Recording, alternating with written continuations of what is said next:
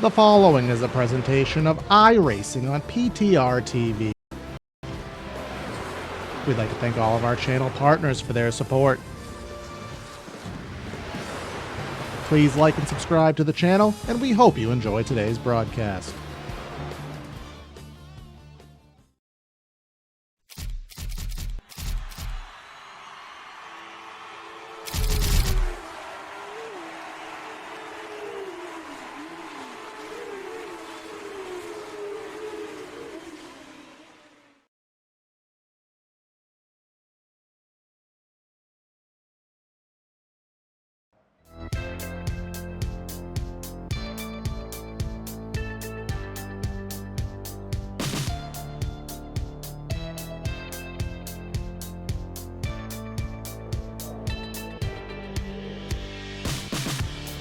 In the Finger Lakes region of New York lies one of the most world-renowned road courses.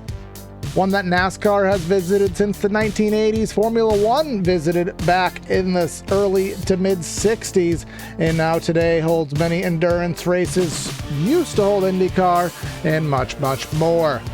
Sometimes deemed as the super speedway of road courses, Watkins Glen International is usually always a fan favorite and certainly a favorite of ours here on PTR TV. And tonight we welcome the Area Truck Series to take their efforts here to the twists and turns. Welcome everybody to PTR TV for today's coverage of round number 5 of the Area Truck Series here at Watkins Glen. It's going to be a good night of action, a fast night of action at that. We're going to be doing 40 laps here at the Glen. So really, I think in and out, we're going to be done with this in about an hour's time. So you don't get a lot of time to play with here. Time to get right in at it. Going to be myself, Corey Silva, in the booth and in the production truck. And of course, Brad Dalton here to help out with the calls. So Brad, first race of the season here, turning right. I think it's the only race, if I'm not mistaken. Sometimes it brings the regulars to the top, and other times you got your road course specialist that can have their time in the sun. Oh, hold on. Hold on. Yeah, good morning, good afternoon, good evening, everybody. This is going to be a good round 5 here, of course, coming off of a Peyton Howell back-to-back win, and this is not the only turn right track on the season. We got Coda in about 6 weeks' time that we'll get to see some turn rights on as well. That's going to be a fun one to watch these trucks go through. There's something about the Glen that, even though I can't spell its name, which we won't talk about more beyond that, I can certainly tell you that this is a track that produces some great action that, well, the bus stop is usually where I like to keep my eye through a race or down into turn 1. Plenty of big moments can happen here, and I'm excited to see how these trucks handle this track. Absolutely. The 7 or sometimes 11 turn road course here. Some people have their own different perspectives on how to name this place. So we'll see how it does fare. Biggest passing zones tend to be turn number 1. Of course, the bus stop, as you had mentioned, Brad, and then heading into the second to left, the penultimate turn here. I think some people call it turn number 5 here at the Watkins Glen International. Garrett Conrath on screen, taking a look at him in that Hendry County Motorsports Park Silverado, partner that we'll talk about a little bit later in the event. But thus far, top of the board, Jake Nichols. That's not much of a surprise there, Brad. We have, we'll pull up the times there on the left, but he's the only driver who has broke the 111 bracket. Seth Noel, Travis Beckner, Mercurio, and then Aaron Smith. That may be one of the ringers. Haven't talked about him too much this season. Yeah, it's going to be interesting to really see where drivers find themselves.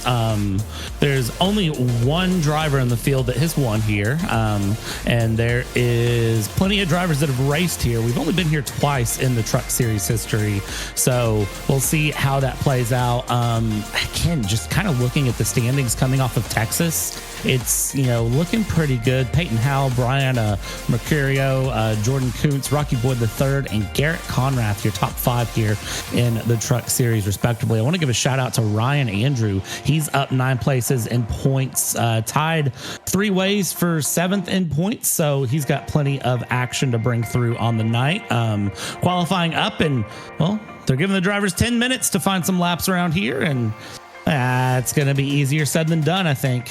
Absolutely the case. I'll have about a minute and a half out lap, and not sure if it's capped via laps or timer here. Probably still 2 laps, I would imagine here. So lap 2 may be the fastest one. These road course tires do tend to take a little bit of time to get up to optimal temps.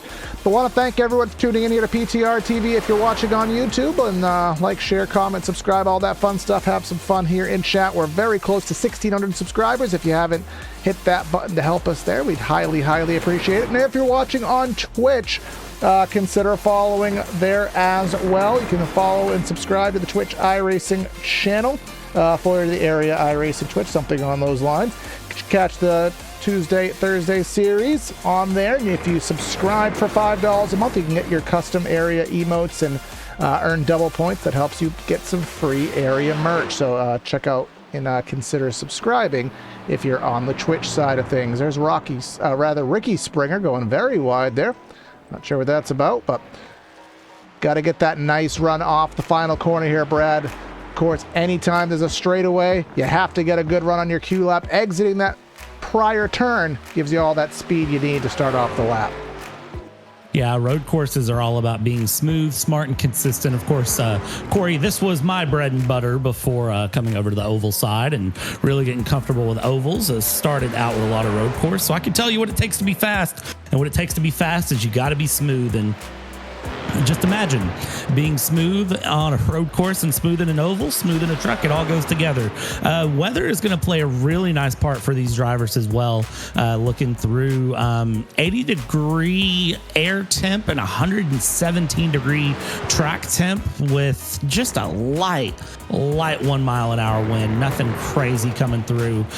So the drivers should be able to really get the best performance out of the tires, out of the truck as they go. And I think this is really going to be where we see drivers have a great time. I hate the way they exit out of the outer loop. I will always complain about that. I don't feel like that runoff should be as wide as it is. But I tell you what, when you put 2-3 trucks together in the outer loop, they're going to take all the space they can. Yep, and in the real world, they did actually put those rumble strips akin to what you'll see on your local freeways. Didn't seem to work at all, but that's all for naught. But let's see, we got some times coming in. Rocky Boy to 112 flat. We got a bunch of guys that will be putting their laps down, and we'll try to watch those times come in. There goes Travis Beckner. He goes second on the board. He was one of the guys who was on the list to be very, very competitive today, and we'll see if he can indeed hold true to that. See some other guys coming across. Here's Garrett Conrath, P5, not a bad lap for him. Yeah, not a bad lap for him at all, coming through and continuing to see laps come in. One of the drivers I'm looking at is Jalen Handcamp, who is trying to currently find a time, start a time through in that number 67 truck.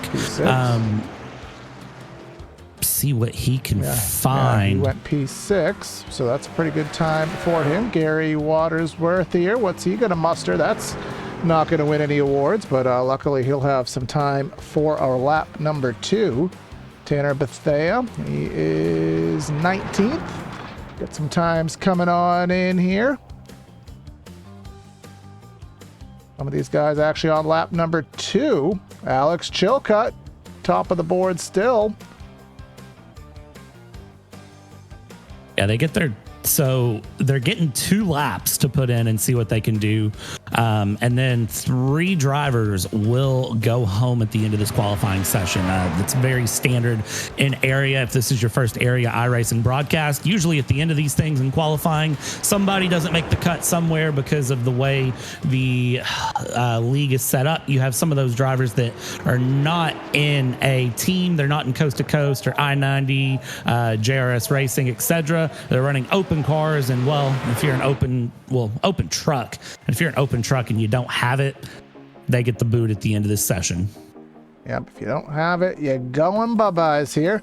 Let's take a look here, just watching some more guys. Gary Watersworth, 113.70. That won't be anything to go for the pole, but it's a lap nonetheless. Trey Edson here, what is he going to muster? About a second off the pole, rather in that 19th spot.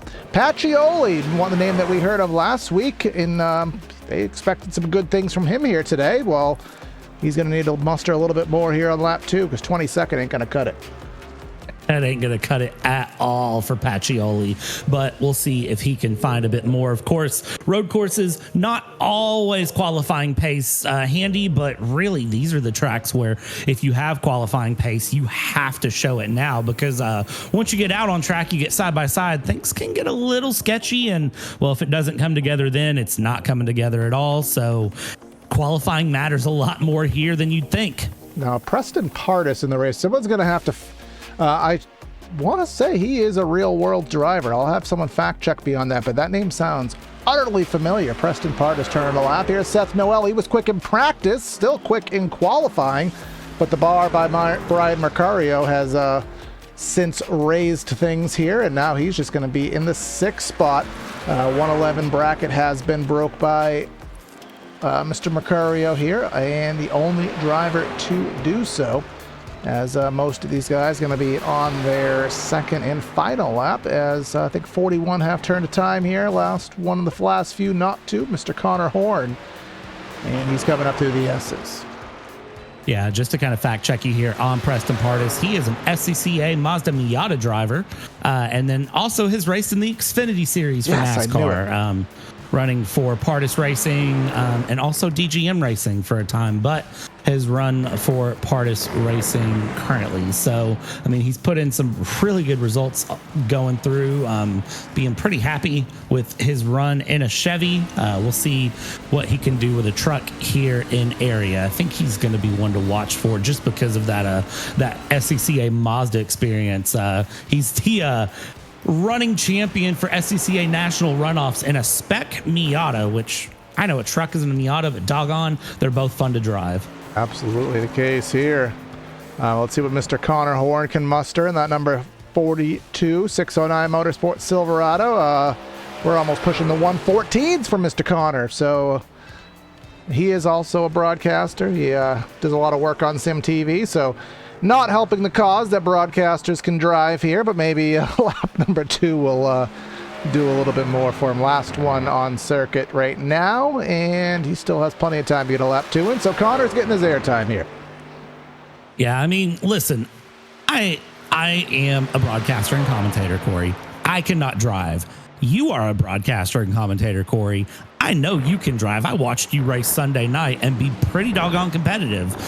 So I just want to go ahead and put that to bed, that not all commentators and broadcasters cannot drive. Some of them are good, and I know Connor Horn has pace. Let's see what Connor Horn can do here coming out of the outer loop and running that way wide, but no track limits calls to be found here in the Glen. So bring it through. Now bring it through the final 2 corners and keep that truck together underneath you. Use a little bit of real estate there. Swing it back in. Little real estate through the final corner. Slides the rear end of the truck just a little. We'll see where that lap time is. He's not beating a 111, but he does improve 113.8. Yeah, that's up, moves up 2 spots, so it's all for naught. And then this is one of the tracks, from a technical perspective, Brad, we do have to bring up the fact that, with iRacing, there's different features on certain tracks, and this track does have, you can see really good here through the S's, this track does have the 3D curbing, so as you go over the curbs, they are much more drastic than they are on some other pieces of content. So when you do exit the carousel there, you can see the 3D curbs there, but then in the chute, there's a lot of different transitions that the drivers will go through there as they exit the bus stop and exit the carousel. So you're kind of jumping over curbs, jumping over different, ages of pavement. So when you run that wide, it actually is quite difficult to do that. It is. And, you would think, the curbs, they're not a big deal. But I think you described it earlier, Corey. You were talking about they added that sort of freeway style rumble strip to the outside there of the outer loop. And that's almost what the 3D curbs feel like when you're racing. So you're going to get that feedback. You're going to get that hard wiggle in the wheel, and it makes it harder to hold on to control, and it can upset the balance of the truck going through. And they can be a little slippery sometimes compared to the pavement of the speedway. So if you're not careful, if you don't really have your P's and Q's together, it just becomes a whole nother problem and a whole nother mess. And then, well, you just end up kind of losing control really quickly. And speaking of things that are slippery, even though you see very blue skies and, well, now magically very bright skies here at the Watkins Glen International, if it does magically precipitate, which it won't, we do not have rain tires suited here on our truck. So obviously, even on a road course, that is a consideration sometimes, but not here today. And then just some race details there, Brad, because we're going through kind of an uncharted territory.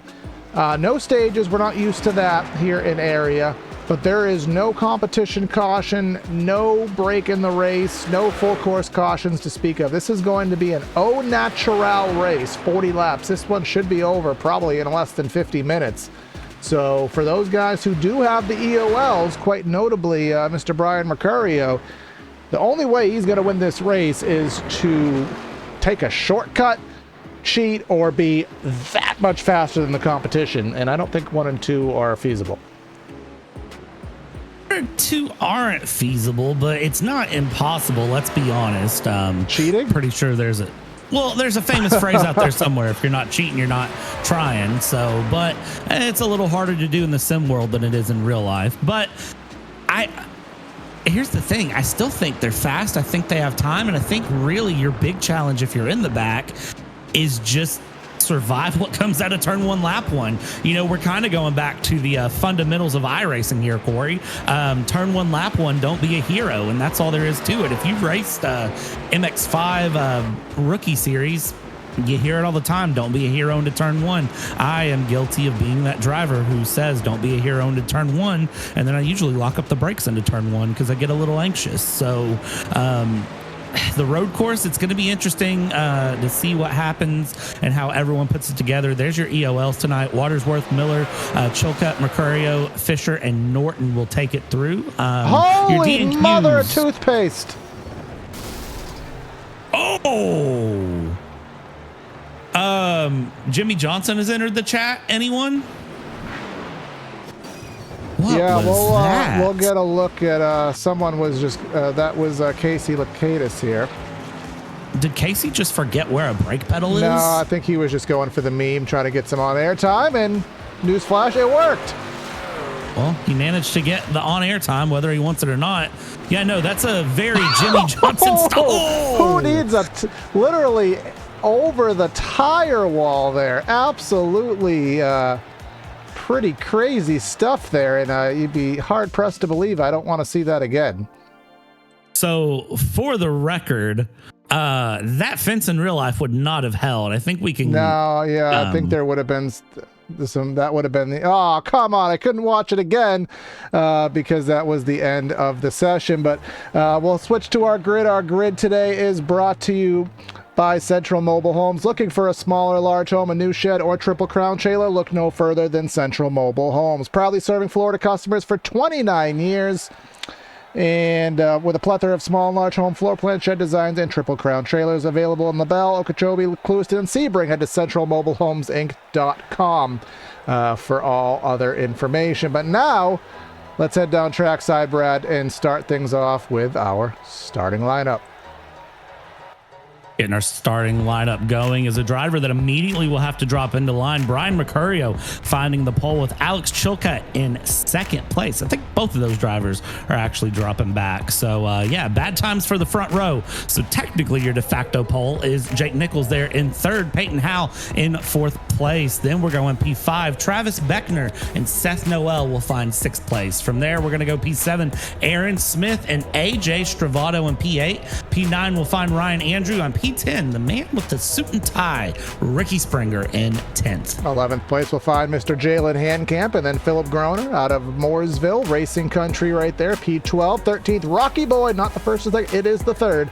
And Mr. Garrett Conrath out of Cheese World in Wisconsin there in the 14th spot. 15th is our aforementioned real world driver, Preston Pardis in 15th. Mason Kane won Daytona in 16th. Jake Fisher in 17th. Jordan Kuntz in 18th. David Weishart in 19th. And Caden Diedrich in 20th. Just asterisk before you finish this, Brad, we got about 5 requested EOLs to add to the list here. So the starting lineup's a little bit asterisked. Oh, yeah, we do. So going from there, 21st, Jonathan Evans, Brad Slaughter Jr. in 22nd. 23rd place is going to find us Trey Edson, and Tanner Love will love being in 24th. Jeremy Miller, 25th. Timmy Pacioli in P26 in the What's on Tap truck, which it's What's on Tap's home race, by the way, just to throw that one out there. Garrett Grant in 27th. Joshua Ballet in 28th. 29th will find us Danny Ware. Well, where is he? He's in 29th. And Bryce Sinisak in P30. So we have our EOLs already taking place. Tanner Bethea, 31st. Gabe Herschel, 32nd. And 33rd is Gary Watersworth. Ben Pierce, 34th. Here's where things get a little wishy-washy. Connor Horn was a DNQ, as is Forrest Smith. So this row doesn't exist. 37th is Josh Paris. He doesn't exist either. So then we have Doug Denise, Tyler Hallman, and Casey Lakatis just to round things out. Again, we got Eric Wolf, Dominic Previtt, Justin Anasobak, Jeremy Brown, Johnson, and the other Previtt there. Shotgun on the field. Again, put an asterisk to all that because these starting lineups are all over the place here. There goes Mercurio starting his trek to the rear of the field. And again, that gives Jake Nichols our provisional kind of pseudo handout poll here today, if you will. Yeah, looking at the end of lines that are there, Anna Sogak, end of line. Devin Johnson, end of line. Josh Previtt, end of line. 87, Jeremy Brown, end of line. Number 94, Dominic Previtt, end of line. So those are your end of lines that are through. And then, of course, Waterworth, Miller, Chilcutt, Mercurio, Fisher, and Norton, all end of lines. So just whatever you saw on that starting grid, kind of forget it. And just when you see that timing tower come up, that's where we're at. Big question for me here, Corey. Challenging downhill turn 1 braking zone. You know drivers are going to push it hard very early on, but the question for me is who is going to survive it, who's going to really brave the storm, and who's going to just call it wrong and possibly cause some chaos here, turn 1, lap 1. Yeah, absolutely. You see who is the master here at the Glen. I mean, it takes a little bit of co-opetition, as DW once said. You got to get through the first few laps, got to work together to make sure we can actually have a race. Let's get ourselves up through the S's, up to the back straight. Let's complete a lap or two, and let's start seeing what we got. Let's work together and have some fun here on the road course. Pace car takes the right-hand turn into the pits, and Jake Nichols will inherit the pole, and he'll get us going here. Green, green, green. We're racing here in upstate New York, and we're wrecking in the back.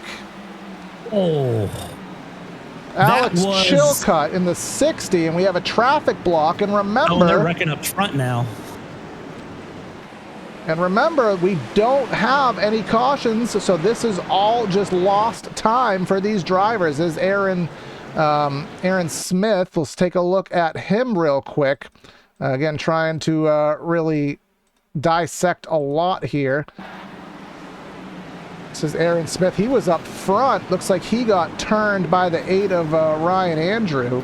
And then we also have Alex Chilcutt in the 60. We'll quickly try to dissect what happened to him because he didn't even really get up to speed. I think someone missed the start there. Someone either missed the shift or was just slow on the jump. Oh, yeah, there was a huge stack up. And then the domino effect, 62, I believe that was, around into Chilcutt. So not a good start to the race for them, but it does space things out here. And look at Jake Nichols after 1 lap already out to about a 1.5-second lead. Yeah, there's a bit of damage there on that left front of Beckner. There's a big wreck in the background as well. Looks like Preston Pardis has gotten spun there out of the final corner. As we see side by side, there's that 05 what's coming on out. tap? A wreck for him. Oh man. Again, it's all about just surviving early on, and well, looks like he was trying to make a dive to the inside. Inside becomes the outside here, and 16 truck sends him for a little ride there. Who is that 16? That's Rocky Boyd. And then the 29, just kind of bad place, bad time. A little residual contact there, but nothing that is insurmountable, of course. But here is where the next wreck, I imagine, may happen here, as these guys hopping curbs, those suspensions just pounding this racetrack here as they try to get through the bus stop at maximum efficiency there, led by Jonathan Evans, Trey Edson, and then again 21st through 30th here is rather chaotic here. But here's a battle up front for the second spot. Yeah, Beckner again carrying a little bit of left front damage from turn one lap one incident. He got a little bit sideways, but was able to straighten it out. Seth Noel here will be sticking right up the rear bumper, is going to look up the inside, down the hill into turn one. Does he have enough overspeed here to try to make a dive? He doesn't, but that doesn't mean he's not in a bad position, because look at that. Better turnout, and now runs through 28. Beckner will lose one place. Will he lose another to Stravato? Well, they might take it 3 wide. There's that number 8, Ryan Andrew, is looking real feisty as well. Back in the day, there was a cardinal rule here at Watkins, but you don't go through the S's side by side.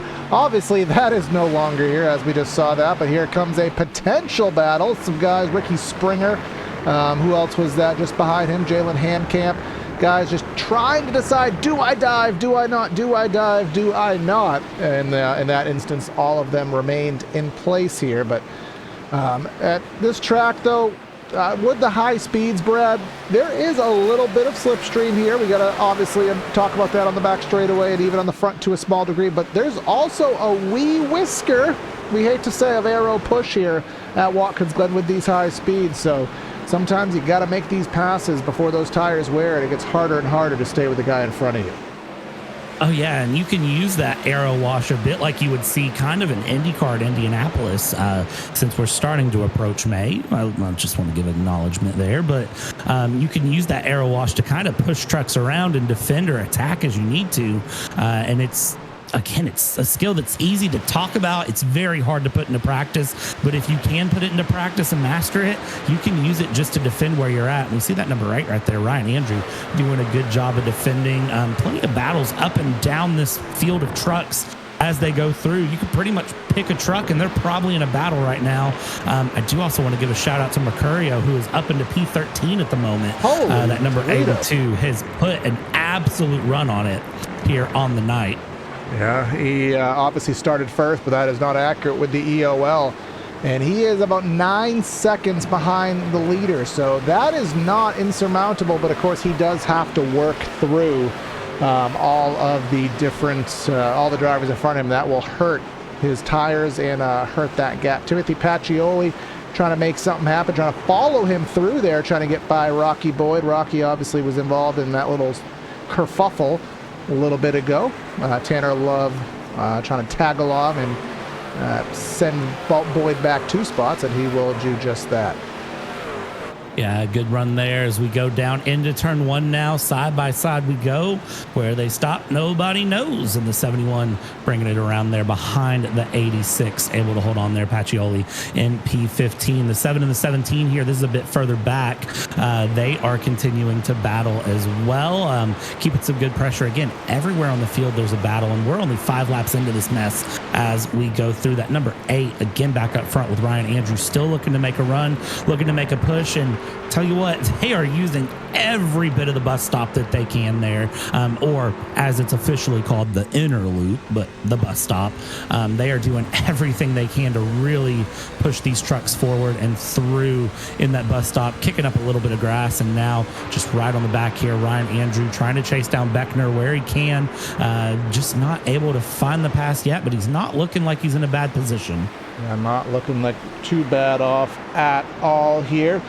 We did have a couple replays here today, and those are sponsored by Hendry County Motorsports Park. You'll see that on Travis Beckner's vehicle, a vehicle who's about to be passed now by Ryan Andrew, or not at the moment. Racing will be back there, and my ad's a little outdated here, but I'm sure you can catch them this Saturday the 10th. I don't know what they're going to have because it's not updated, but it's probably going to be Thunder Trucks, Street Stocks, and more. Tickets are $20, and kids 5 and under are free. You can bring the family to the track with a pack of 4 for $25. You can go at henrycounty.com, get some more info. The track, the southernmost dirt track in North America there, as we had some really good racing just behind that. Springer and Stravato there, shades of Keselowski and help me, Keselowski and Ambrose. There you go. Yeah.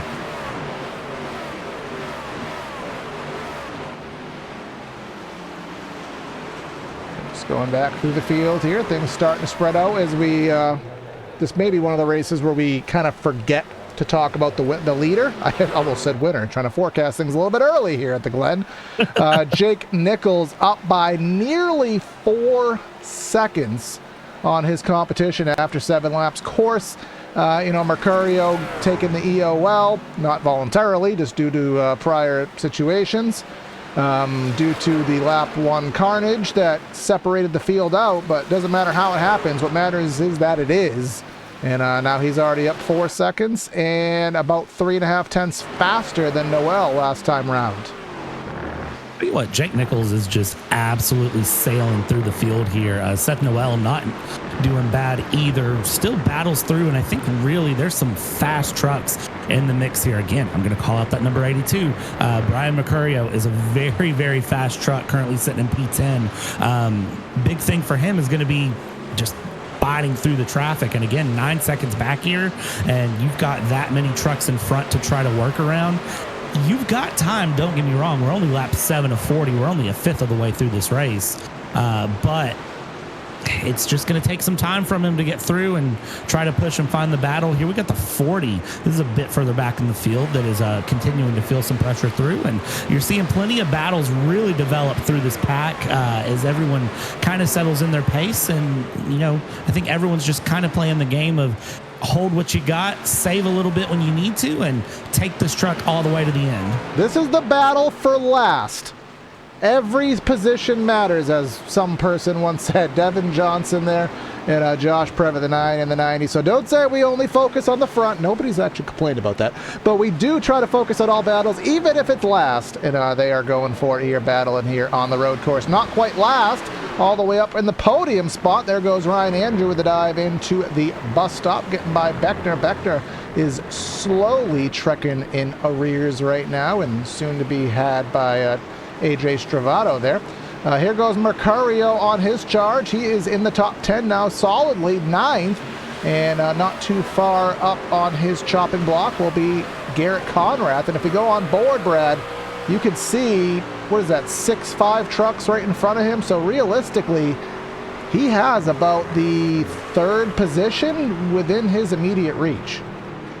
Yeah, it's not impossible. It's just put the throttle down and do it. It's just pick off one truck at a time. Passing isn't always the easiest thing here at the Glen, and it sometimes can end in absolutely catastrophic disaster if you just don't do it right.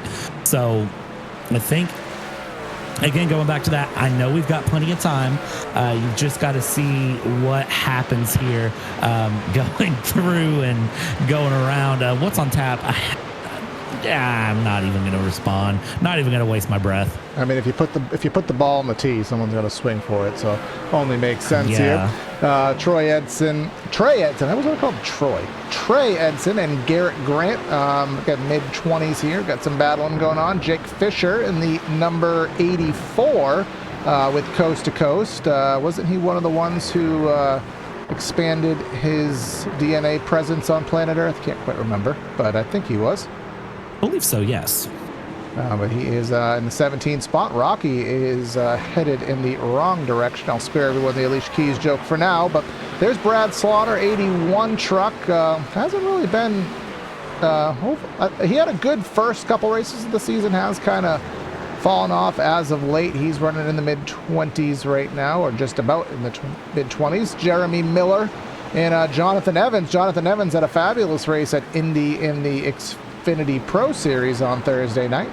Battling there in the 22nd position. These trucks are seeming to get loose out of the final corner already, and we're only 10 laps in, and we're starting to see guys have these trucks get loose on them and having to mine corner exit, which I didn't think would really happen only 10 laps in. But then again, you're 10 laps in, and these guys have been pushing really hard here on the beginning. So we'll see how that goes. Right up the back of Garrett Conrath, that is Brian Mercurio yet again trying to find a pass, go through. The gap to the leader has stayed consistent for him, but he's just got to continue to work these trucks down one at a time and push his way forward. He's got plenty of pace in that truck. It's just the case of getting it done at this point. Now, something we do need to talk about, Brad, that we have yet to discuss here on the evening, and we'll just focus on our leader for a quick moment. We'll bring up the tire fall off. You can see his best lap on the day is a 12.2, about a 1.2 seconds of fall off. Now, fuel load here at the Glen, usually between 30 to 33 laps. We're not going to have a need to do that. I would be very, very surprised if this is not a half the field, 3/4 of the field comes in on lap number 20. But you could try to, use the undercut strategy, and it might gain you a second or two depending who is around you by pitting a little bit earlier in that window. You could even overcut it if you really are feeling interesting and you think you have more pace outside of traffic. And talk to William Byron about that. Yeah, you said it, but I was going to say Mercurio might actually be one who tries that and just thinks, you know what, if this traffic around me pits, I stay out, I push it, send it through, and use my pace and just close the artificial gaps that are existing because I'm stuck. Yeah, but the fear of that, if you watch the Cup Series race, William Byron led about the first 75, 95% of the race, whatever the math is. Pitted late, had the tire advantage, didn't have the aero, didn't have the track position, couldn't do jack diddly to get his spots back. Always a fear, especially here on a road course. But speaking of strategy, Jalen Handcamp. Now this is 28 to go. So this, is it 28 to go? Yes, I had to do math in my head for a second. So this is well within the window as well. So again, a lot of different variables here at play depending on your scenario and what you're trying to get out of it. For someone like Mercurio, who's 10 seconds back, I think let's just be honest, barring a mistake, I think he realistically has to set his goal tonight probably to be second, but maybe by pitting a little bit early, maybe he gives himself a fighting shot. Well, and here's the thing that Mercurio's got to look at is that Peyton Howell, that number 52 in front of him, I mean, they're 1 and 2 in points, and they just flip points after Texas. So his realistic goal needs to be to finish in front of that 52 of Peyton Howell. It doesn't really matter how much further. He just needs to be a little bit further because he needs to continue to keep that points lead while he can. And just, even then, it's psychological at that point when you start looking through long runs and kind of the playoff coming up. You want that points advantage, even though when we go into the playoff, things will kind of reset, smooth out, and go from there. It's just psychological at that point when you can say, hey, I'm ahead of you in points, and I've been kicking your butt all season. Like, you're not going to win this playoff. So that's really what I think he wants to do, if I'm him at least. There's Jalen Handcamp. He is one of the ones who just pitted, exiting said pits. He was mid-20s or so, and now he is back to the 35th position. Taking a trek to pit lane here at Watkins Glen will cost you about 43 seconds on the circuit in regards to your pit lane time. So that is something that has to get added to your mathematical equations here. As the 24 of Caden Diedrich here, he is going to come in the pits.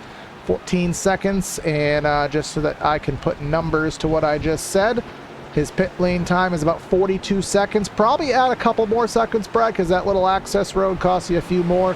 I'd say you lose 45 seconds to pit. That's where you got to base your math on when you should pit and when you should stay out. Yeah, this is where kind of experience of road course for people is going to really show up if they run things other than, trucks at ovals. If they're running road course stuff, they can do that math here. As we see, this is a good dive down the inside for the 7, trying to make the pass stick, but then the switchback comes out through the final corner and outside turns to the inside, and the 16 will have that run there to the outside. Very, very good move. Side by side down the main straight they go. We're not done. We're not dusted. That is Rocky Boyd and Joshua Ballet that will continue to battle, and now into the inside goes the number 7 of Joshua. He's got that pass done. 16 fighting as long as he could, but just not long enough. Yep, and he is just on his trek to the rear. Let's try to remind ourselves of the starting spot of that number 16. He's down 4 on the day. Felt like more than that, but guess maybe it wasn't. Going back up, this battle just will not go away, but it has added to the chat a Brian Mercurio. Again, he is still about 9 seconds back, so through all of this trudging through the full field here at Watkins Glen, still, again, almost 40 trucks, about over 40 trucks started this race. He has trudged through this field, really hasn't lost too much time to the leader, but here he is knocking on the door of a top 5, and he's knocking on it really hard. He's pounding on the door. He is saying, I'm coming in, whether you say so or not. Dives past Ricky Springer. Move Brian up to 6th. And who is that sliggly wiggly up there? That's the 13th of AJ Stravato. Yeah, that 13 having a doggone time there, going around, just doing what he can, but was able to, again, gather it back up, get it back together, and keep things moving and grooving, which is all what it's about here. Yeah, more trucks in. I guess the early stop is really where drivers want to go. They want to get those fresh tires early and try to push things through. But, I mean, really, I would think that you'd want to split this in about a 50-50 race and just sort of average it out. But, again, that kind of shows the strategy, I think, between different road course drivers and what they like to do. I'm a big Formula One fan, and you always hear drivers have strategies A through Z. And as long as you're not a Ferrari fan, you're team usually has an okay strategy. So regardless of what you're doing here, most strategies are going to work out for everyone. I think a couple trucks might be left looking tonight, wishing they did something different, but as of right now, they're doing okay. Justin did not fill out our spreadsheet for us, and we have just hit him with the magic looseness spell there, got him a huge wiggle through the carousel there. He was battling with Ben Pierce in the 65, and that battle is no longer. Just lost my mouse here on my 49-inch ultra-wide screen, but I just found it. But let's see. Let's go focus back on our guys up front. Let's actually pause on that because we have a few pit stops. We have Philip Groner into the pits. Jordan Coots. Remember, he won a crazy... No, he's in that viral clip that you started, Brad, with our New Hampshire spoof broadcast. I knew that name was in my head somewhere. Here's Jeremy Miller to the attention of his crew. Gary Watersworth, pardon me. Try to get some of these pronunciations down pat finally. I forgot about that clip until you just mentioned Jordan it. Coots, the passing out the box straight. Yeah, I was like, where is that in my... Oh, yeah, that was from that. Yeah. The British... All right, we'll leave that one in New Hampshire and Loudon. Jake Nichols here, your race leader, lap 16 of 40, holding things out. And Seth people Noel. pitting. Yeah, Andrew. Did not expect that at all. So again, the fall off is pushing 2 seconds, even for our leader. He's pushing 2 seconds. So, I mean, at this point, there's no need to really go astray from the strat if you're Jake Nichols. So your biggest competition... Well, I guess your biggest competition really is in third at the current rate of things. Travis Beckner in second, but on track, Seth Noel was the fastest competitor besides Jake. So if I'm Jake, I'm betting this lap. Don't even give him a chance to get an undercut. Just say, nope, you tried to get me, but nope, I'm gonna cover my cards before you have a chance. Yeah, good decision there to really play that strategy out. And again, just the coverage. Going for the undercut here, that tire fall off is substantial, but we are being told that this is expected to be a one stop and done. So the fact that they're stopping now here, and actually we're further in this race than I thought here. Lap 17, we'll be starting lap 18 as they cross the line. So I'm going to keep my eyes a bit spread out here on my side of the timing sheet and just try to see where those drivers that just pit, where they're at in terms of pace and speed. First one is Seth Noel. So Seth Noel, we'll see where his laps start coming through. Mercurio's in with the pack, so Jake Nichols kind of being left hung to dry. Yeah, he's leaving 2 seconds a lap on the table. So Seth Noel, I mean, just doing basic math, Seth Noel has been out for now 2 laps. So if you want to do loose math, he's probably gained 3.5 seconds into that gap right now. So something to note. Let's take a look at his last time around the circuit here. As we have some more guys pulling in. He just ran, I guess that's his out lap, so it's not a good indication. More guys coming in. Again, Brian, we already spoke of. Who else in? Anna Sogak and Jeremy Brown come to the attention of their crew. Still waiting on our leader. He's on the back end of the track now, so we'll see if he is. You know, one of the things that I think is really interesting, and there it is, taking that in and sliding through that final corner, doing the proper Watkins Glen pit entry, I will say, keeping down on that yellow line all the way through the final corner. That is how you enter in real life, but of course iRacing does not enforce that pit entry line, so you'll see guys sometimes swing that final corner wide and then dive in, try to carry speed. Where is our leader going to drop back to is the $1 million question. Seth Noel is again reference as to the second place driver. And let's just kind of keep a scope of things. Here comes Seth Noel at full song coming off of the final corner here. And now at the pit straight at start finish. Just exiting his stall is Jake Nichols. So now we're going to have the good old-fashioned drag race. Coming through the pit exit, getting up to speed. Actually not near as close as I thought it would be. Never mind. Yeah, all that drama was for naught here. Seth Noel will still be... where is Jake? He is at the front of that pack, so he has 3 cars in the middle of him. He has an Edson, he has a Garrett Grant, both of who have yet to come to pit road, as do our leaders, as you can see there on the ticker. Conrad Springer and Peyton Howell. So the majority have pit. Again, not waiting for a caution, not waiting for rain, just pitting just to do something different and just hope that it works out for you. Yeah, and I mean, that's always a safe option at times too. And, if you're not absolutely gunning for the win and you're not going to do anything crazy, I think the safe option is to split this race 50-50 here. So we see the 1 dive down the inside of the 5, Seth Noel around Garrett Grant. That tire advantage, not even a competition here. And I think that's going to be the sign to this little pack of cars or trucks to bring it on through. And that's exactly what Garrett Grant does. Straight in he goes. Garrett Conrath up in the front, currently on a 20-lap stint with Peyton Howe behind. And, well, the 73 of Jake Nichols is currently sending it through and around as he is going through the S's.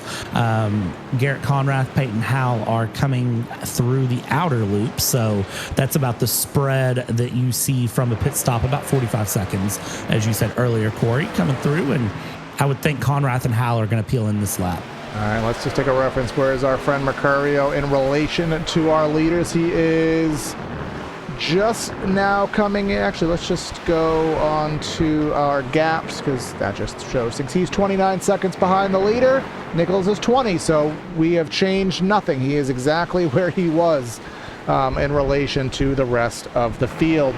Just because we have no cautions to kind of break things up, we do have to get our contractual ad work in. So check out our High Banks podcast. 2 blue-collar guys, Nick and Alex, talking about NASCAR more. Listen to episode 228. We don't know. There might be a 229, and there might even be a 230. But our ad read says 228, so you can at least listen to that one with our league owner, Jacob Bell. And they'll be available on Spotify, and maybe there's even new ones as well. You could take a listen. Good podcast, too. I turned it on at work the other day while I was getting some stuff done and had it on in the background. And it was a fun little podcast to listen to. So definitely, if you're looking for something to listen to. Was it episode 229? Does it exist? No, it was 228 that I listened to specifically because we kept talking about it. So I was like, all right, I'm going to go find this. And I don't remember if there was a 229. So I can certainly find out for us, though, if there's a 229 or 230. It's just, it must be had. Speaking of things that must be had, Elite Entertainment add some life to the party this spring with Elite Entertainment, located in Boiling Springs, South Carolina. Elite Entertainment provides high-quality band production to entertain at any location, including karaoke, or itty, karaoke. That's a new type of party song game right there. Karaoke, Singo, which is musical bingo, and more. Perhaps it's karaoke. Visit the Linktree link in the description of this video for all information about Elite Entertainment, as they are on the screen right down the bottom left. Perfect timing. Oh yeah, by the way, episode 233 of the High Banks podcast just got released. So everybody, yeah, we're way behind. Everybody at Hunter Sleppy and tell him update the doc there for that one, because that is his job there. Yeah, yell at him on Thursday when he's in the booth. That's a good option. So unless he really wants focus on episode 228, I mean, maybe that's what it is. But either way, I think, Brad, we are complete. No, we're not, because we're still waiting on Garrett and Peyton to complete their cycles here so that we can get a full and accurate depiction of our ticker. And he heard me, and he said, you know what? We're gonna even things out here as we're just past the halfway point. He'll come into the pits, and Peyton says, not me. I want a lap lead. And he will carry this on. But going back to our prospective leader, it'll be Jake Nichols by just about 5 seconds over Seth Noel. About a second back gives us Ryan Andrew. And 3 seconds further brings us Bercurio. So Bercurio will be 5th once all shakes out. Actually, he'll even be 4th when all shakes out. Plenty of just gaps up front, the way we saw him before. Another battle to look back at here, Corey, that's kind of starting to heat up. This is the battle for P20. Jeremy Miller and Joshua Ballet. These two are kind of getting the elbows out here and kind of just throwing a little bit of caution in the wind. They got the fenders bumping, and they were giving each other all sorts of problems coming through. That number 30 of Jeremy Miller able to get past Joshua, but Joshua seems quick, and I have a feeling that that number 7 is going to be bringing another charge here as we go towards the bus stop out of the S's. You just said elbows out, and you did not segue into our Wednesday broadcast here on PTR TV, which is the Elbows Out Racing series, and you can catch their multi-class action here on the road courses with Brad tomorrow night. Perfect little segue. Another segue, which is not a segue, it's just something that I have to cover. RicksHotSauce.com for some of the best hot sauces made locally in South Florida. Try the Lokahatchee Classic Golden Garlic, Palm Beach Pineapple, or South Beach Heat. Follow the Rick's Hot Sauce Rookie of the Year battle in the Area Cup Series. See which driver will take home the $100 prize as the highest finishing rookie in said series. And you can catch that on the IDK Player YouTube channel. And that'll be Monday night. So RicksHotSauce.com. Man, I'll tell you what, some Rick's Hot Sauce could spice some things up. Timmy Pacioli just got into a good old scrap with Caden Diedrich, and they're not done as they go into turn 1 here. They were side by side for a good majority of the end of the last lap, and now they're going to start out this lap going side by side again. This is a 5-car pack from Peyton Howe back. Mason Kane, of course, our Daytona winner in the mix of this as well, running a good, consistent P15. But, of course, would always want more. After you win Daytona, you're always looking to find more than a P15 on the night. So plenty of good battles to be found all the way around. And, well, that's a way to go around for the 65. That is Ben Pierce doing a loop-de-loop. Just I saw a little trigger of an issue that had happened, and that had definitely happened, and it was an issue. But luckily, there's a lot of runoff space there. This is not 1999 where that was gravel out there. Anytime someone overshot turn 1 back in the day, ended up having to get a rollback and get the toe out of there. So sometimes a lot of runoff asphalt can't be a good thing here. But this battle has been hot and heavy most of the race. These mid-teen positions. Remember, Jalen Handcamp, he was the first to pit, so his tires are about 4 to 5 laps older than anybody else, and his connection apparently is the same.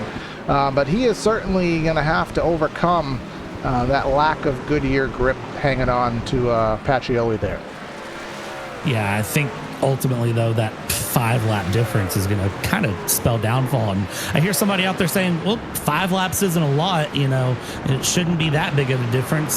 Think about 10,000 miles of tire difference on your road car. And that is really what 5 laps around this track feels like in terms of these tire grip. 28-13 side by side. This is Beckner and Stravado battling things through the outer loop. Now they go down the backstretch here, and well, they're just inviting Ricky Springer to come through. No Jerry calls today, but it will be Ricky if he can find the run here. Down the inside he goes, and I think he's got this one possibly done. No, he's on the wrong side of the track, unless he can plan for a crossover move.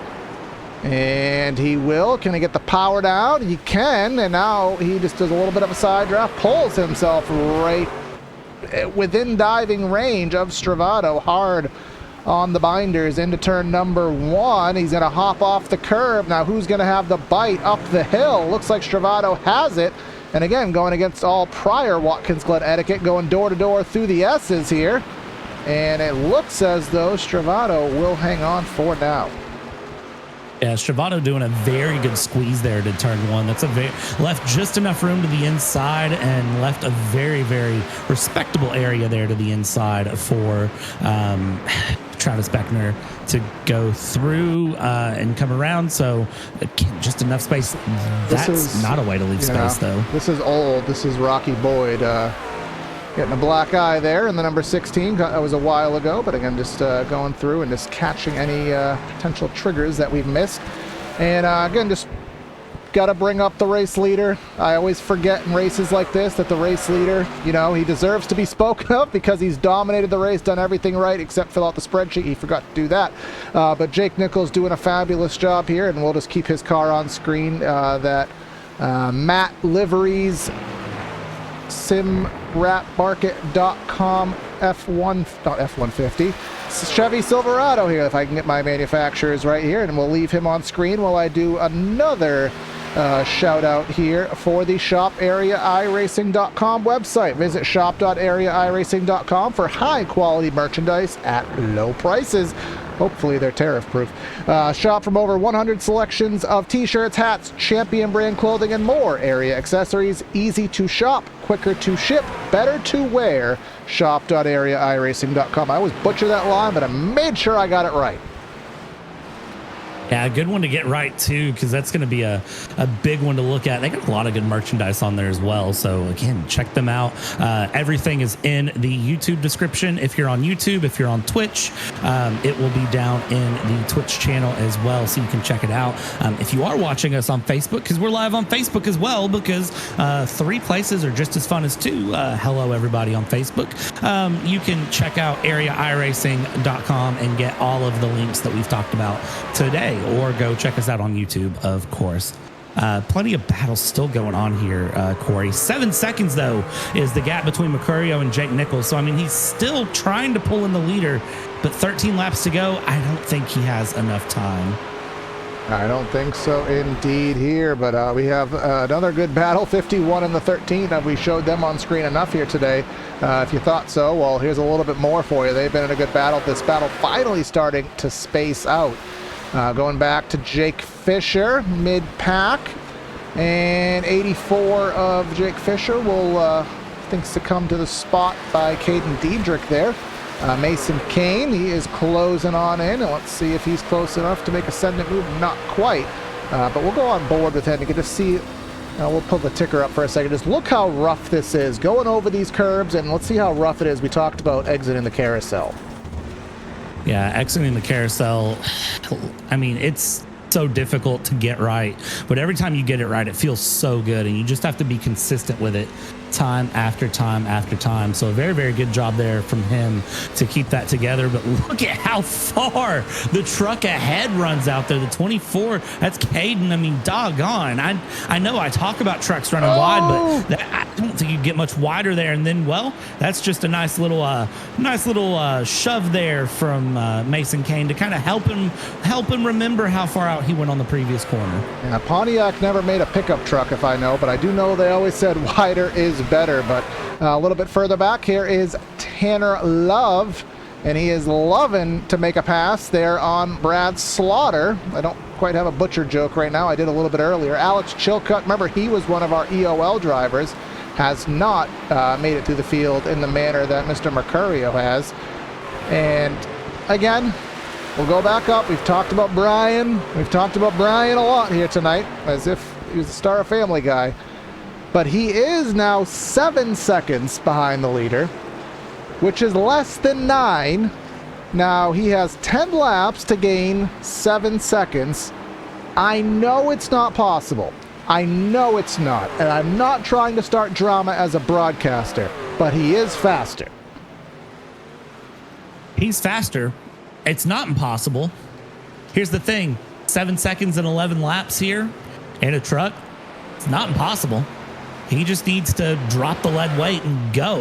And I think right now for Brian Mercurio, that's the problem, is he's not dropping the lead weight. He's still holding on to it. He's worried about passing weight after this race and making sure he doesn't get in trouble during post-race inspections. But I think Jake Nichols is also getting a little wore out here at the end of the race. So it's coming together in just the right way. Gap 6 seconds, Jake Nichols, Noel, and what in the world did you just cut to? That's a battle going on. In the words of Mr. Matt Malone, we got a gaggle going on here. It is Jalen Handcamp starting to go into Alicia Keys mode because he keeps on falling on those old tires there. Joshua Ballet there, he is trying to make something happen. Speaking of making something happen, here's a 30 of Jeremy Miller, door-to-door battling down the straight now into the bus stop. Still door-to-door with Chilcutt. That's not a corner. We're going side-by-side works and debris. They're pulling Luke Bryan off because they're kicking the dust up through the bus stop there, trying to go 2x2 through a one-lane corner. Yeah, but able to make it work, though, surprisingly well and get things going. 10 laps left to go, and I think you can tell that the gloves are coming off. The pressure is starting to hit, and the drivers are really, really starting to pound these trucks through. That's the 7 absolutely getting a handful of the number 67, and side by side they go, coming around and out, and the 7, I think, will get the 67 at this point. Go side by side they go, jumping back around a bit more battles to keep an eye on. Tell you what, 10 laps to go, and this race has absolutely come alive for these trucks. Absolutely. This is where you put caution to the wind. No pun intended, because there are no cautions, so you can really go for it as the 51 getting the right sides in the grass there. That'll certainly slow him up, but this is where you're not afraid to make those mistakes. You know, you got to start going for it. If you've been being cautious all race, this is where it gets put to the wind, and you really start maybe pushing the truck a little bit harder than you'd normally do it. There goes Garrett getting by AJ there, but going a little bit wide. Will AJ set up for a crossover? Well, maybe a little bit of bumper usage. I mean, it's never out of the question here at a road course, and he got himself a pretty good run on the exit of that corner. Yeah, great run going through there.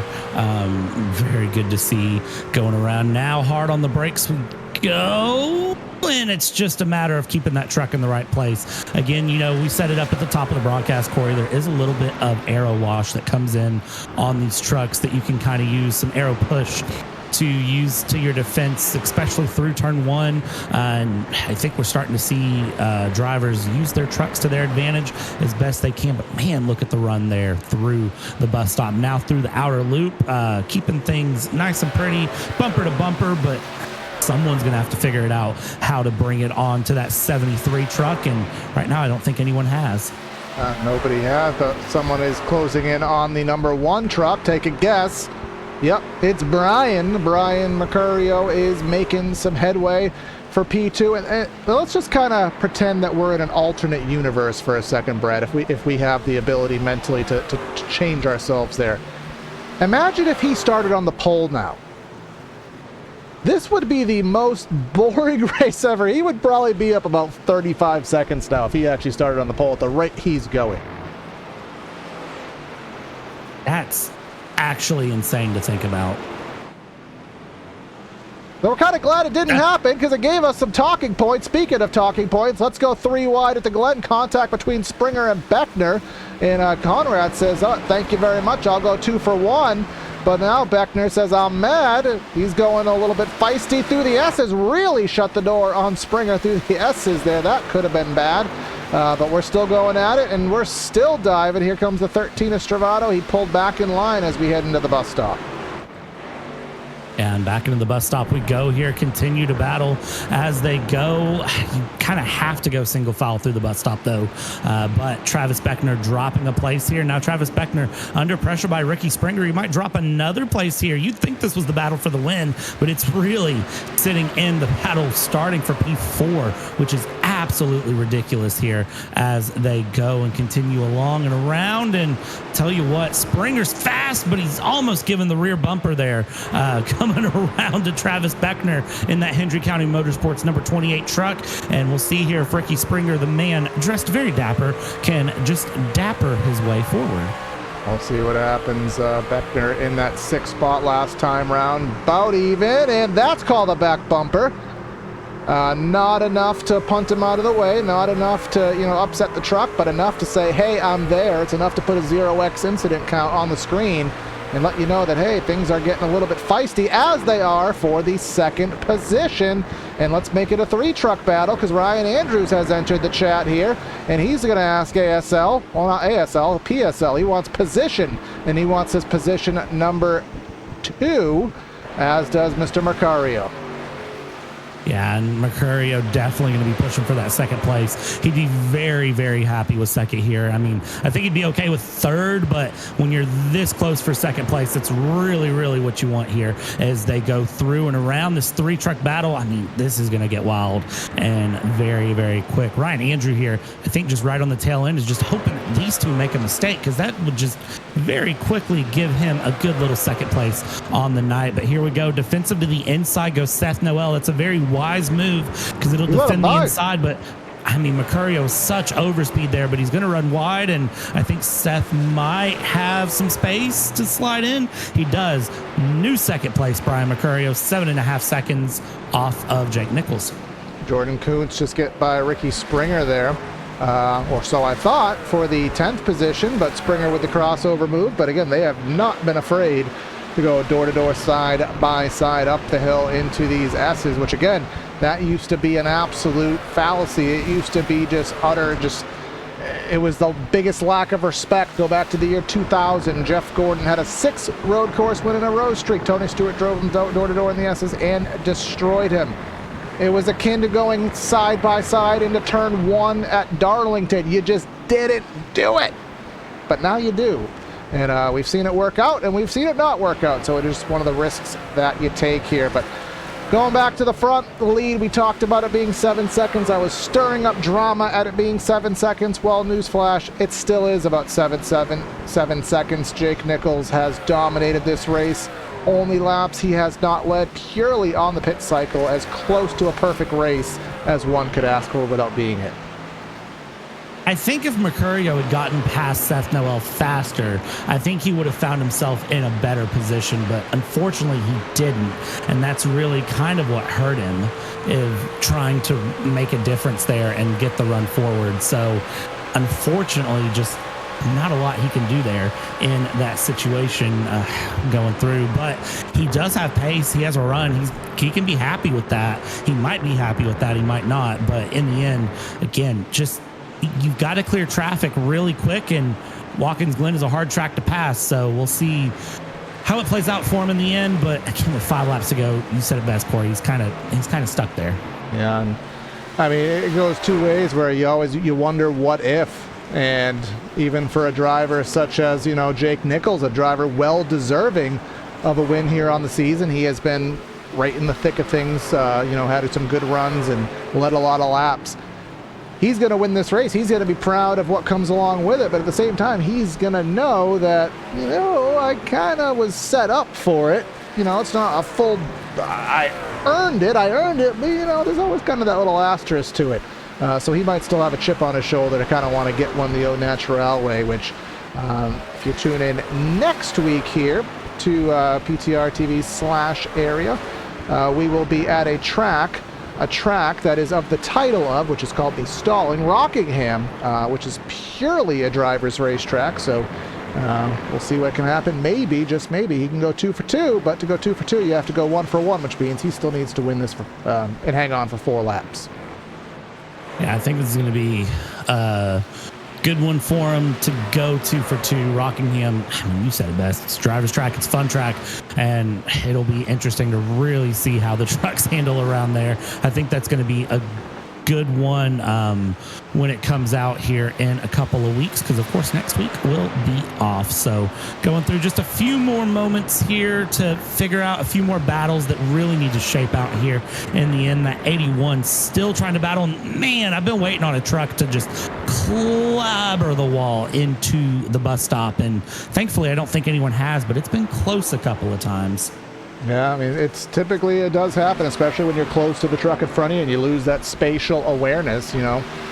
We've seen it at certain tracks that have an inside pit wall. We've seen guys clobber the inside pit wall because they just lose that spatial awareness. So impressive to not do it, but at the same time, you know, sometimes it's better to just take that extra tenth on the lap rather than obviously make that critical mistake. Just kind of looking through. It looks like I've crossed off all my P's and Q's here, so good from that perspective. But yeah, 7 seconds down to 6.2. Last time by 2/10 faster, 2/10, but this was a 60 lap race with another pit stop. I might put you know, a little extra bet here that 82 makes the underdog win, but just unfortunately it's going to take a mistake. We are potentially closing in on the end of the field for lap traffic, but that won't have hopefully that big of an effect.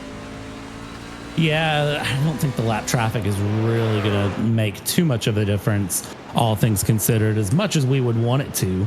I don't think it will. We'll see how things go in the long run, though, with that. But, I mean, 6 seconds and 2 laps, that's just, you're asking for a Christmas miracle there. One that can't be found, at least in New York, in Watkins Glen. Tanner Love back in P16 is still putting some pressure in on Caden Diedrich, though, for P15. So you've got that gap just about a 10th and a half, but everyone else I think is settled in. They're trying to finish it out here in the Glen and just get through to the end of this race 5. 40 laps. Corey, you were right. This moved real quick. Exactly that. Again, about minute 13 seconds average around this place, minute 15 maybe when the tires start to wear.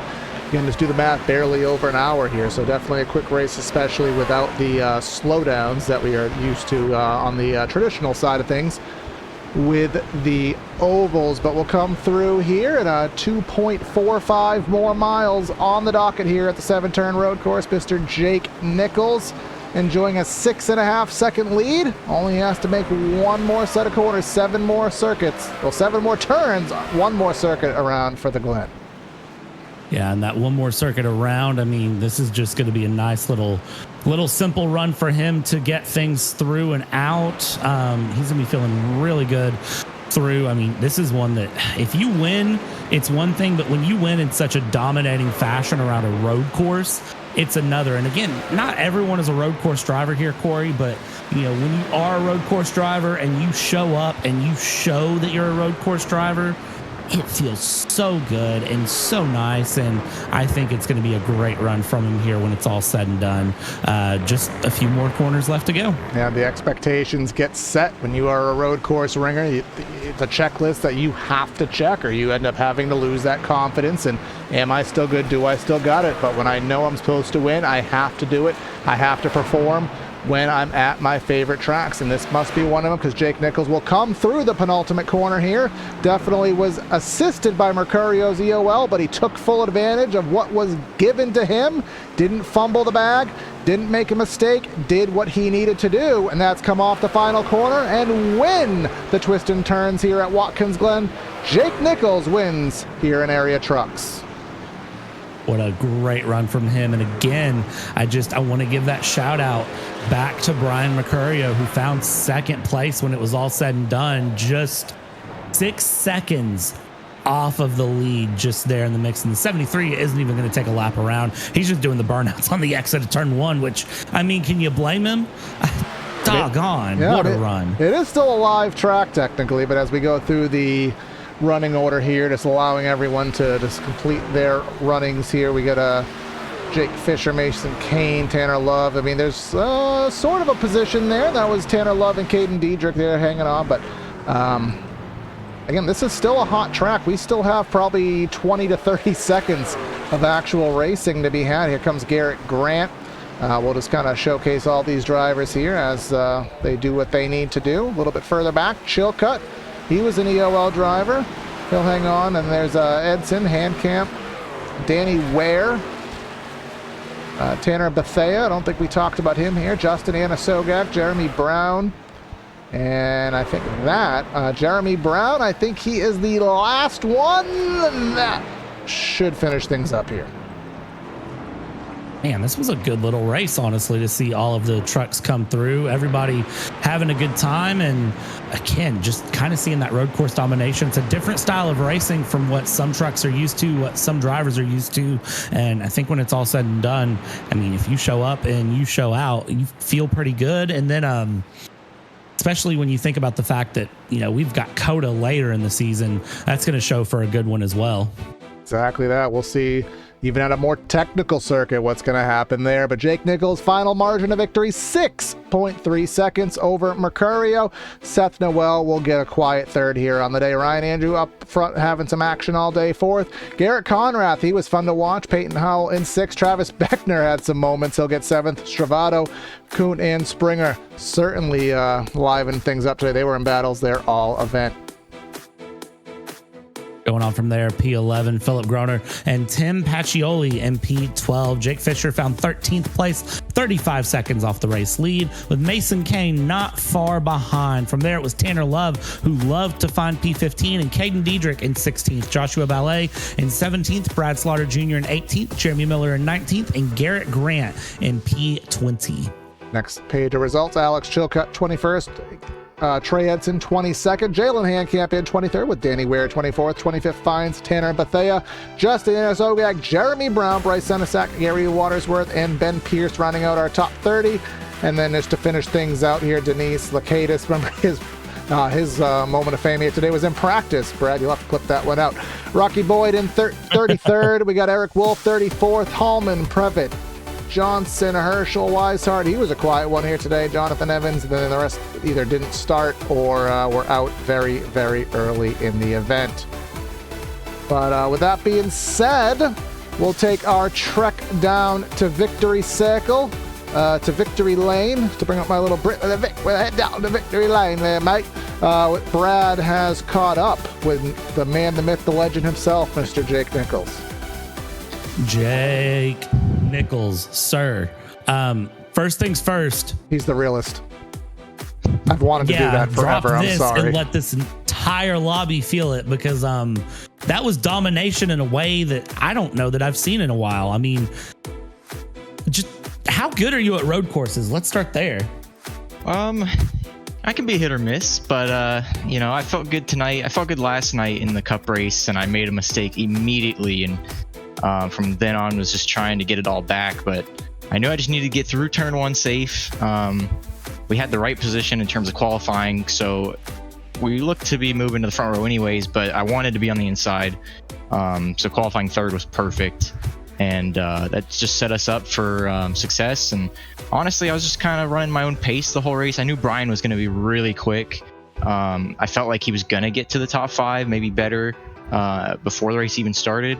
But I don't know. I don't know how the race would have been different if he would have been up there. Obviously, he was quick, and I don't know if I would have been able to beat him. But I know for sure that I was at least just running my own pace, not really pushing too hard. Just didn't want to make any mistakes or anything. Just wanted to be clean and go start to finish and bring this 609 truck to Victory Lane. And Jake, you did just that. And kind of looking through your season, I mean, you hadn't had a win yet this season. A couple of top fives, few top tens. How's it feel to finally get a win on the leaderboard here for that number 73? Oh, it's huge. I felt like we've had a few races across each series, even another league that I'm in that we should have won, or at least should have been in the conversation, and just everything goes wrong. It's like strategy goes off. If we do one thing, the other strategy's better. If we have a good day, something happens at the end of the race that pushes us back. And thankfully tonight there's no cautions or anything, so we didn't have to worry about that. It was mainly straightforward on strategy. You could pit a little early or a little later, but it wasn't too crazy in terms of doing anything too different. So thankful for that, and we could actually bring one home and finally get a win this season. Yeah, and I'm going to ask you this. You got the win here, and we're off next week. What are you going to do with your week off? What's your plan next week before Rockingham? Hopefully just keep this winning mentality. Hopefully we go into Thursday and get a win there. That'd be awesome. And then we really get to just, be on top for that whole week and hopefully then come back fresh and maybe win some more races. Awesome, Jake. Well, it was awesome to watch you run through the night and can, as I said, really dominate things through. And then, awesome to see. Congratulations on the win and getting that 73 up, and enjoy your week off and good luck on Thursday night, man. Thank you, guys. Awesome. Thank you. And Corey, I believe you have caught up with our second place driver. But before we bring him on in, of course, that victory interview was brought to you by Victory Fuel. Celebrate the win along with Jake with Victory Fuel, picked from caffeine-free flavors like Throttle Punch, Purple Potion, or Lucky Lemon. Each can packed with electrolytes charged with vitamins. And kid-friendly. Get 10% off your order with Area iRacing code at checkout. But yes, potentially a bittersweet second place for Brian Mercurio. Brian, you had amazing pace. You must have had a fun race having a slice and dice through the field, but it must be bittersweet having that EOL, knowing what could have been with the pace you had. Yeah. I guess if anything, it made for an interesting thing for you guys to follow along up in the broadcast booth and a good storyline. So, and I also, I understand why a lot of guys do this in official races now, try to drive from the back to the front, because it's pretty fun. It's just, I can't lie, like you guys are saying, a little bittersweet. I was hoping, like, all right, like if I can get into the top 10 by, pit stops, or, if I can get into the top 5 by this lap. And, those were kind of the thoughts I had going in the race, and then kind of went way better than I thought. And, to be able to get up to second, it's pretty cool. Will be a little bittersweet because I didn't win, but can't lie, it was pretty fun. I mean, obviously, in retrospect, you can look at the final margin of victory being 6.5 seconds or so. Over the course of 40 laps, passing about 30 some odd trucks, can you kind of piece together in your brain now, like, I probably lost a second there. Do you think it was even possible to piece that together in your head if you could run the perfect race now? I mean, I think I had just about as perfect of a lap, like 1 through 3 as possible, starting in 30 wherevereth, and then being able to, I think I was like 22nd or 23rd after lap 1. Lost a little time on the out lap. Maybe if I pit a little earlier, I could have jumped some of the guys ahead of me, that were running like, 5th through 8th or whatever it was. Maybe I could have got around them. And then, when I was running up behind Seth for that first time and I was trying to get around him, I had that big lock up in turn 1. I lost about a second. So, like, I think realistically, I maybe could have gotten it down to like 2.5, 3 seconds if everything was ideal as possible. But no, I don't think a win was really feasible. Well, you made the best of what you could make, man. We'll see what you can do at the Rock in 2 weeks' time. And I think you run with us on Thursday, so then we'll probably see you there as well. Any final words before we let you go? Just want to give a big thank you to everybody over at Coast to Coast Racing, all my teammates, Jake Fisher, Timmy Pacioli, Gabe Herschel. We had a special guest appearance from Xfinity Series driver Preston Pardis here tonight. Unfortunately, his race didn't go that well, but always fun racing with those guys. All the companies who are willing to partner with us for this season: Rebel Rabbit, High Seltzer, Morass.live, T-Patch Designs, Paul Fod Racing, What's on Tap, and a brand new partner that's joined along with us, the NYC and NJ NASCAR Club, who were featured on my deck lid here tonight and will be for the rest of the season. So thank you to all of them. Appreciate you guys putting on a broadcast, and all the people who make Area's Truck Series possible. Absolutely, man. And we'll catch you soon. All right.